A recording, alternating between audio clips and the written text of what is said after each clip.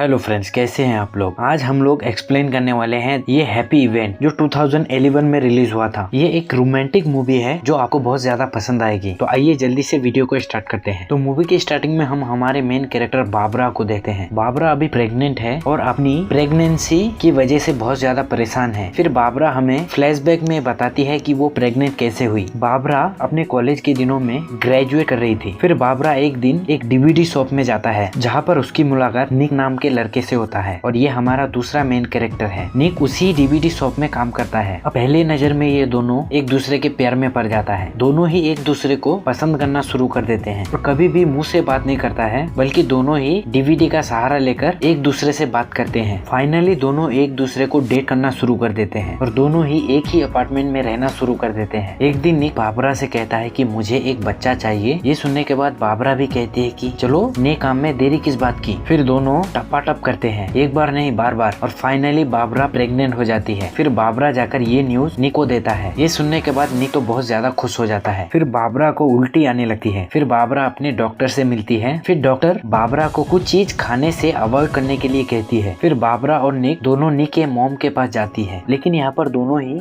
ये नहीं बताते हैं कि बाबरा प्रेग्नेंट है। लेकिन दोनों का हालत देखकर निक की मॉम समझ जाती है। फिर निक की मॉम दोनों को समझाते हैं कि तुम दोनों को ही माँ बाप बनने की उम्र अभी नहीं हुई है। घर आकर बाबरा को भी रियलाइज होता है कि वो लोग जल्दबाजी कर रहे हैं, क्योंकि बाबरा को बच्चे बिल्कुल भी पसंद नहीं है और निक में भी पापा बनने की कोई क्वालिटी नहीं है। निक दिन भर कॉमिक पढ़ता रहता है किसी छोटे बच्चे जैसा, लेकिन फिर भी निक पापा बनना चाहता है। फिर दोनों ही डिसाइड करते हैं कि हम दोनों इस बच्चे को दुनिया में लाएंगे। फिर बाबरा अपने पहले अल्ट्रासाउंड के लिए जाती है। ये देखकर निक इमोशनल हो जाता है। फिर निक घर आकर टीवी पर वही अल्ट्रासाउंड वाली वीडियो देखने लगता है। इसके बाद हम देखते हैं बाबरा की जिंदगी झंड हो जाती है। बाबरा है तो वेजिटेरियन, लेकिन नॉनवेज खाने लगती है और कभी कभी हंसते हंसते रोने लगती है और कभी कभी बहुत ज्यादा रोमांटिक भी हो जाती है। लेकिन वहीं पर निक उसे संतुष्ट नहीं कर पाता है, क्योंकि निक को लग रहा था कि ये काम करते हुए उसका बच्चा उसे देख रहा है। इसके बाद बाबरा टॉय का सहारा लेना शुरू कर देता है, क्योंकि निक उसे खुश नहीं कर रहा था। अगले ही दिन डॉक्टर बाइब्रा को बताता है कि उनका बच्चा एक लड़की है, लेकिन बाइब्रा नहीं चाहती थी कि डॉक्टर उनके बच्चे का जेंडर रिवील कर दे। लेकिन डॉक्टर कहती है कि आज नहीं तो कल तुम दोनों को पता चल ही जाता। फिर दोनों अपने बच्चे का नाम ढूंढने लगते हैं और अपने बेबी के लिए शॉपिंग करना शुरू कर देते हैं। अपने होने वाले बच्चे के लिए स्टॉयलर्स खरीदते हैं, लेकिन स्टॉयलर्स के रिव्यू देकर उन्हें लगता है कि उनका बच्चा सेफ नहीं होगा, इसीलिए वो लोग स्टॉयलर नहीं करते हैं। वहीं पर बाइब्रा प्रेग्नेंट क्लास ज्वाइन कर लेती है, लेकिन क्लास में बाइब्रा का बिल्कुल भी मन नहीं लगता है और वो मूवी देखने चली जाती है। रात में बाइब्रा अजीब अजीब सपने देख रही होती है। वो सपने में देखते हैं कि बाइब्रा पानी में डूब रही है। अगले ही सुबह बाइब्रा का डिलीवरी का टाइम हो जाता है। फिर हॉस्पिटल में हमें पता चलता है कि निक के अंकल एक डॉक्टर हैं, इसीलिए बाइब्रा डिलीवरी के टाइम में बहुत अनकंफर्टेबल फील कर रही थी, क्योंकि ये एक नॉर्मल डिलीवरी था, इसीलिए बाइब्रा को बहुत ज्यादा पेन हो रहा था। डिलीवरी के टाइम में निक बाइब्रा के साथ था, लेकिन जैसे ही डॉक्टर बच्चे को आसानी से निकालने के लिए जैसे ही डॉक्टर सिजलर का यूज करता है, ये देखकर निक वहीं पर बेहोश हो जाता है। फाइनली डिलीवरी हो जाती है और बाइब्रा अपने बच्चे को देखकर पूरे दर्द को भुला देती है और बहुत ज्यादा खुश हो जाती है। अब ये देखकर आपको लग रहा है कि इतना हैप्पी एंडिंग है इस मूवी का, लेकिन अभी तो मूवी स्टार्ट हुआ है। अब बच्चे की वजह से पूरी रात बाइब्रा सो नहीं पाती है। कहीं पर भी मिले वहीं पर बाइब्रा सो जाती है। बाइब्रा की रातों की नींद हराम हो जाती है। बाइब्रा और निक दोनों खपागप करने ही वाले होते हैं कि तभी बेबी रोने लगती है। फिर बाइब्रा अपनी बेटी को लेकर रूम में आ जाती है। फिर बाइब्रा अपनी बेटी को किसी तरह सुला देता है और दोनों सोने की कोशिश करता है। कल था संडे और संडे को फ्रिज ठीक करने वाले आने वाले थे। अब अलार्म सुनकर निक बाइब्रा के ऊपर चिल्लाने लगती है और कहता है कि तुम्हें संडे ही मिला था फ्रिज ठीक करने के लिए। फिर यहाँ पर दोनों ही झगड़ने लगते हैं और बाइब्रा कहती है कि तुम ही थके हुए नहीं हो और मैं भी पूरे दिन नौकरानी की तरह काम करती हूँ। इसीलिए निक अपने मॉम को बुला लेती है, लेकिन निक की मॉम बाइब्रा को ये मत करो वो मत करो, क्योंकि सास और बहू का जमता नहीं है ना यार। इसीलिए निक अपने मॉम को वापस भेज देती है। बाइब्रा और निक दोनों ही पार्टी करना चाहते हैं, लेकिन निक अपने मॉम को नहीं बुलाना चाहती है बेबी सिटर करने के लिए। लेकिन जब वो लोग बेबी सिटर का रिव्यू देखते हैं तो वो लोग ये प्लान चेंज कर देते हैं। फिर वो अपने बच्चे को एक पड़ोसी के घर में रखकर पार्टी करने चले जाते हैं। पार्टी में जाकर बाइब्रा बहुत ज्यादा ड्रिंक कर लेती है। फिर जब वो घर वापस आता है, जब अपनी बेटी को वापस लेने के लिए जाती है, तब बाइब्रा को पता चलता है कि निक ने तो पहले ही उसे पिकअप कर लिया है। और घर आकर जब अपनी बेटी को निक के साथ देखती है, फिर बाइब्रा जाकर सोफे में सो जाती है। बाइब्रा पूरा दिन सोते रहता है। फिर रात में जब बाइब्रा उठती है, तब वो अपने मॉम को देखती है जो उसके बेटी का ख्याल रख रही थी। फिर जब निक अपने घर वापस आता है, तब बाइब्रा उससे पूछती है कि तुमने मेरे मॉम को क्यों बुलाया। इस पर निक कहता है कि तुम कल रात होश में नहीं थी। अब दोनों अपने रिलेशनशिप को सुधारने के लिए वेकेशन पर जाते हैं, लेकिन वहाँ पर निक तो दूसरी लड़कियों को तार रहा होता है। ये देखकर बाइब्रा बहुत ज्यादा गुस्सा हो जाती है और यहाँ पर ये लोग इंटीमेट भी होते हैं, लेकिन ये लोग घर आकर फिर से उनकी पुरानी लाइफ हो जाती है। दोनों के बीच फिर से झगड़ा चालू हो जाता है। अब बेबी की वजह से निक को सोफे पर सोना पड़ता है, जिससे वो टाइम पर नहीं उठ पाता है, अपनी मीटिंग के लिए लेट हो जाता है। इसीलिए निक बाइब्रा से कहता है कि मुझे एक होटल में रूम लेना चाहिए ताकि मैं सुकून से बेड पर सो सकूं। वहीं पर बाइब्रा भी कहती है कि मुझे अपने मॉम के घर जाना है कुछ दिनों के लिए। इसीलिए निक उसे कहता है तुम्हारा मन जहाँ कहीं हो जाओ, चाहो तो तुम जहन्नुम में जाओ बहन की लोरी, लेकिन मेरी बेटी को कहीं मत लेकर जाना। इसके बाद बाइब्रा अपने मॉम के घर चली जाती है। वहाँ पर जाकर वो पार्टी करने लगती है, लेकिन वहीं पर निक अपनी बेटी का अच्छे से ख्याल रखता है। वो बाइब्रा के बिना भी अपनी बेटी को नहलाता है, धुलाता है, लेकिन वहीं पर बाइब्रा को भी समझ में आ जाता है कि उनकी एक बेटी है और अपनी रिस्पॉन्स को वो समझ जाती है। और फिर वो निक से मिलता है, जहाँ पर दोनों के बीच बातचीत होता है। बातचीत होने के बाद यहाँ पर ये दोनों फिर से एक हो जाते हैं और ये लोग अपनी लाइफ का एक हैप्पी एंडिंग करते हैं। तो कुछ इसी तरह इस मूवी का एंड हो जाता है। तो दोस्तों मिलते हैं किसी अगले वीडियो पर, तब तक देखते रहिए नूर एक्सप्लेन।